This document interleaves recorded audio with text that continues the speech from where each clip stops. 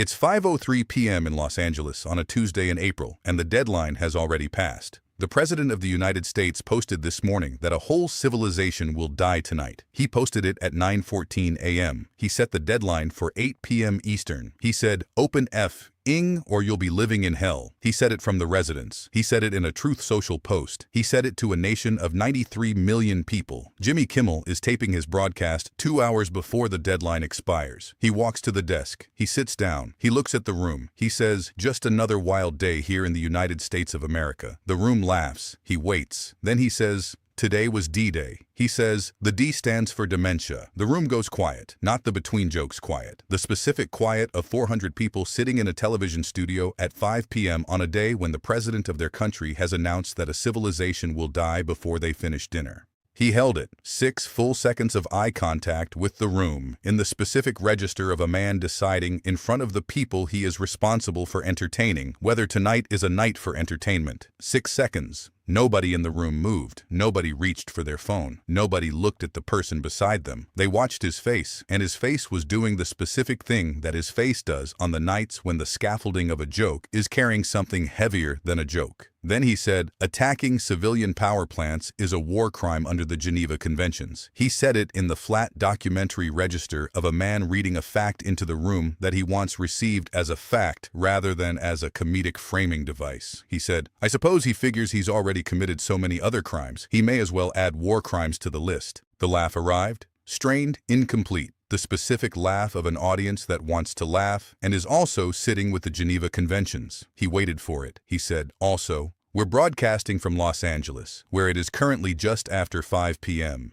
He said, "The deadline Trump set for Iran is 8 p.m. Eastern." He said, "That is 5 p.m. our time." He said, "Which means," he looked at the camera, "the deadline was right now." He looked at the room. He said, "Nobody has a clue what the plan is." He said, "The White House press secretary indicated today that only the president knows the current situation and his intentions." He said it once, without vocal emphasis, the voice of a man reading a sentence that does not require emphasis because the sentence is already doing everything a sentence can do. He said, "And I doubt he even knows that." Now, the eye contact. The thing the threads got wrong and the writers who covered the broadcast got closest to right without fully naming.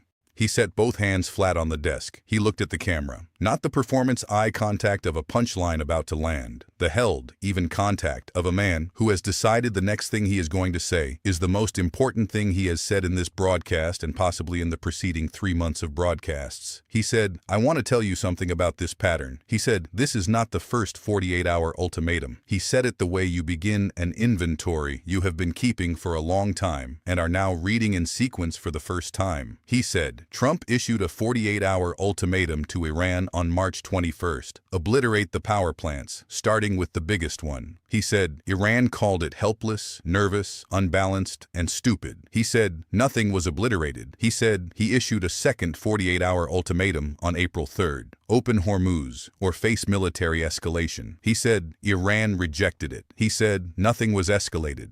He said, and today, he looked at the camera again, the second eye contact, the specific held gaze of a man confirming the room is ready for the conclusion. Today, at 9:14 a.m., he posted that a whole civilization will die tonight. He said, "The deadline is 5 p.m. Los Angeles time." He said, "It is 5:07 p.m. Los Angeles time." He looked at the room. He said, "This is how it goes every single time." He said it with the quiet authority of a man who has documented a pattern long enough to name it without anger. He said, "Trump says something insane. He says, 'I'm going to kill everybody tomorrow at 5 p.m. We all freak out. And then he says, 'Actually, I'll kill everybody in 2 weeks.'" He said, and then we relax. And then he forgets he ever said it. He said, he has the memory and the skin color of a goldfish. The room broke. He waited for the full laugh. He said, and then 2 weeks later, he gives everyone another 2 weeks. He said, "I have a name for this strategy." He said, "Taco." He said, "Trump always chickens out." He said it the way a man says an acronym he has been holding for exactly the right moment. Flat, even, in the register of a finding that has been building across 2 ultimatums and is now being named before the third one resolves. He said, "I want to be clear about what TACO means in foreign policy terms." He said, "It means the government of Iran, which has called these ultimatums helpless and stupid, has now watched the United States issue 3 separate public threats, each one louder than the one before.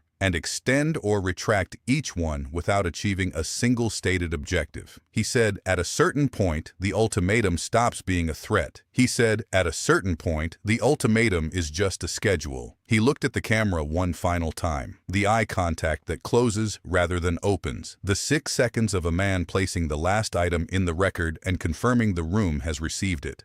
He said, the celebrity president has fired Iran 3 times. He said, Iran is still there. He said, the Strait of Hormuz is still closed. He said, and it is 5:09 p.m. in Los Angeles. He said, the deadline was 5 p.m. He said, I'll keep you posted. He moved to the next segment. At 6:32 p.m. Pacific time, Trump posted a 2-week ceasefire extension. Pakistan had mediated. Iran had submitted a 10-point proposal. The 8 p.m. deadline, the whole civilization will die tonight deadline, had been extended by 14 days at the request of a third country whose involvement had not been mentioned in a single prior briefing. Kimmel addressed it the following night with the specific economy of a man who called the outcome before it happened and is not going to perform surprise about being right. He said, last night I told you this was taco.